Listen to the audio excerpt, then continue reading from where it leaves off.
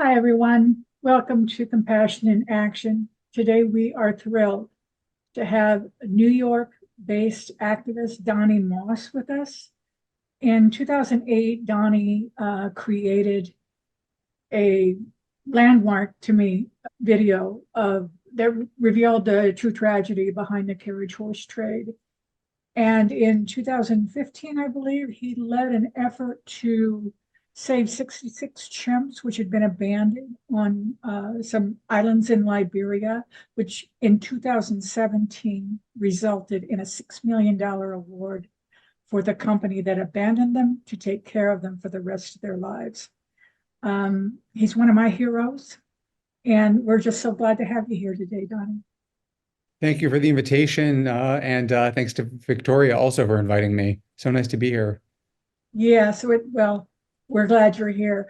We have a video of one of your most recent campaigns having to do with kangaroo leather. Can you tell us a bit about that before we play the video?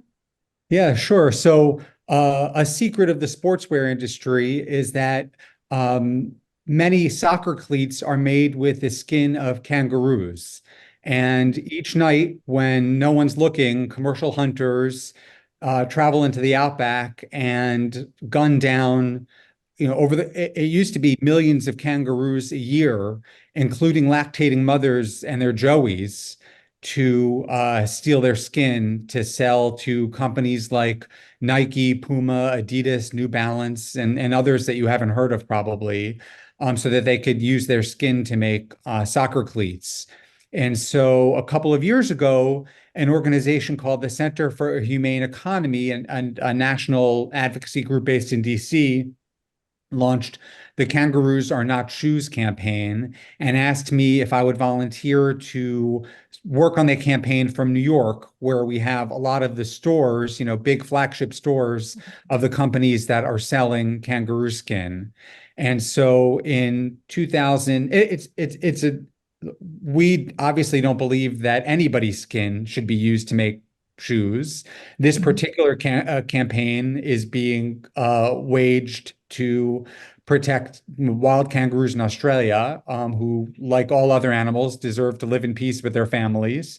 And so over the past couple of years, we've been able to compel Nike, Puma, and New Balance through protest to discontinue the use of kangaroo skin and transition to cruelty-free materials. And the last holdout is Adidas. And so I think what you're about to show is a video of one of our Adidas disruptions. And I'll start by saying what you're seeing is an escalation. Whenever I work on a campaign, we start politely. We start with a polite letter, a petition, a social media post.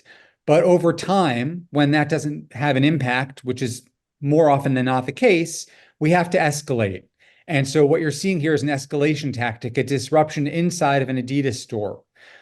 And I'll say, in protest, I found over the years that there's a big difference between protesting on a sidewalk legally and crossing the threshold onto private property and protesting there. And so you start outside, of course, and when that doesn't get anywhere, you cross over that threshold and engage in trespass. When they tell you to leave and you don't leave, it's trespass. And it's not fun, and we don't like to do it, but we know it makes a difference because it's worked. And I'll also say, when you cross that threshold, all of a sudden you have to activate companies' PR team and security team and legal team and marketing and in-store sales. And I don't know if I said human resources. So there are all of these things that have to take place inside of a company that don't necessarily have to take place when you're standing outside with signs.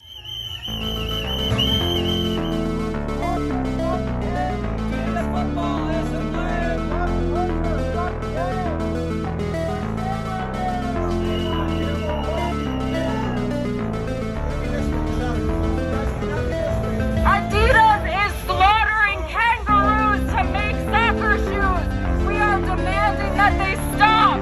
300,000 babies are orphaned when they kill the mothers.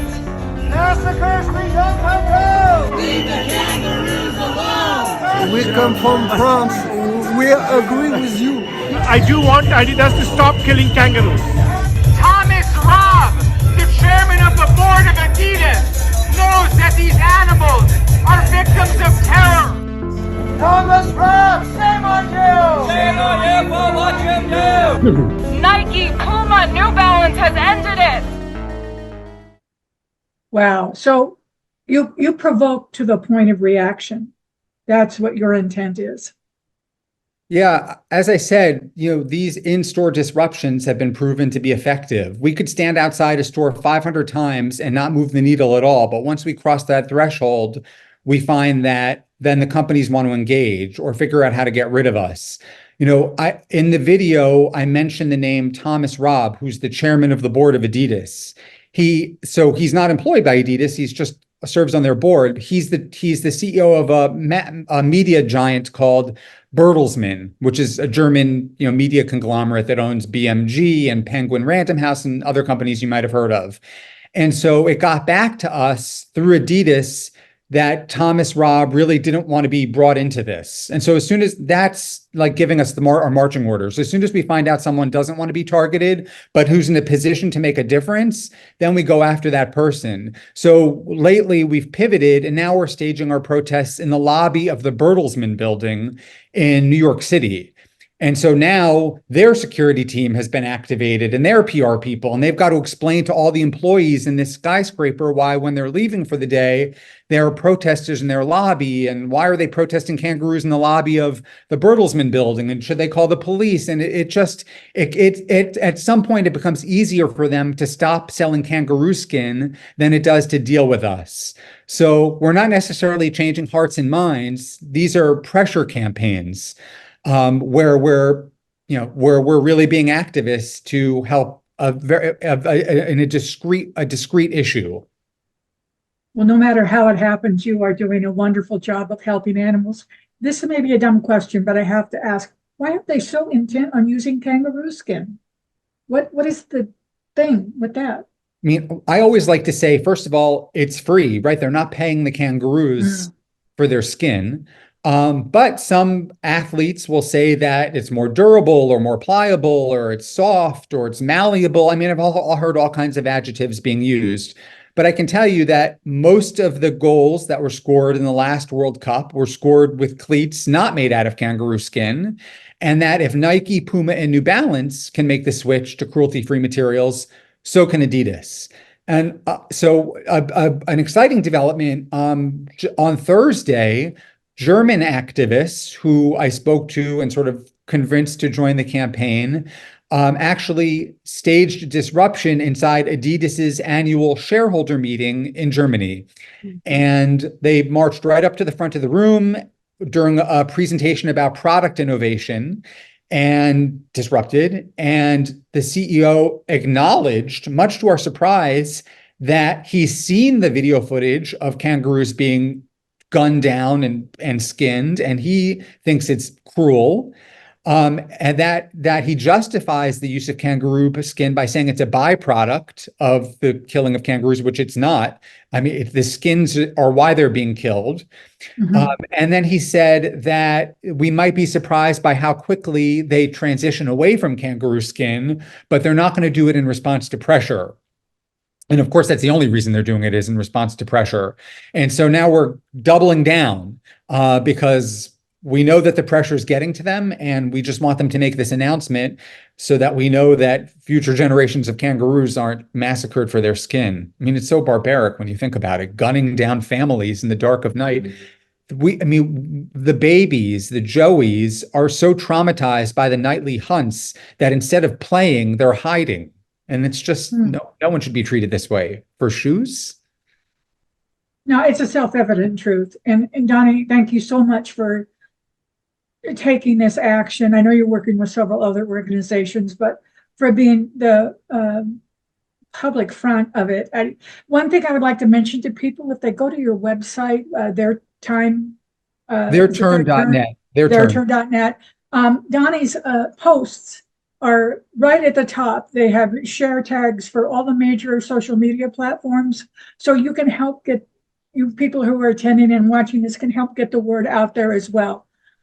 I was astounded and disgusted by this when I read about it, and I love that more goals are scored with faux leather than with kangaroo skin. So I'm going to definitely be sharing your stuff.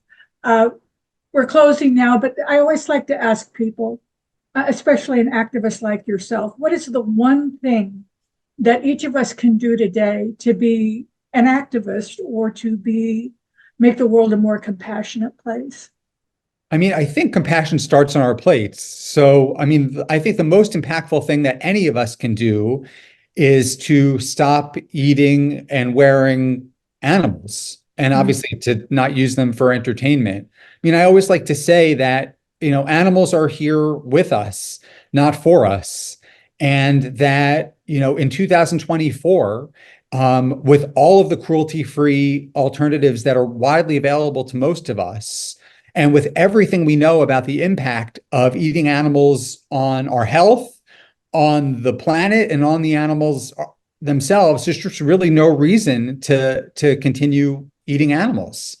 And so, it just so happens that most of my campaigns aren't focused on the sort of the vegan ethic and going vegan. I tend to work on these discrete pressure campaigns.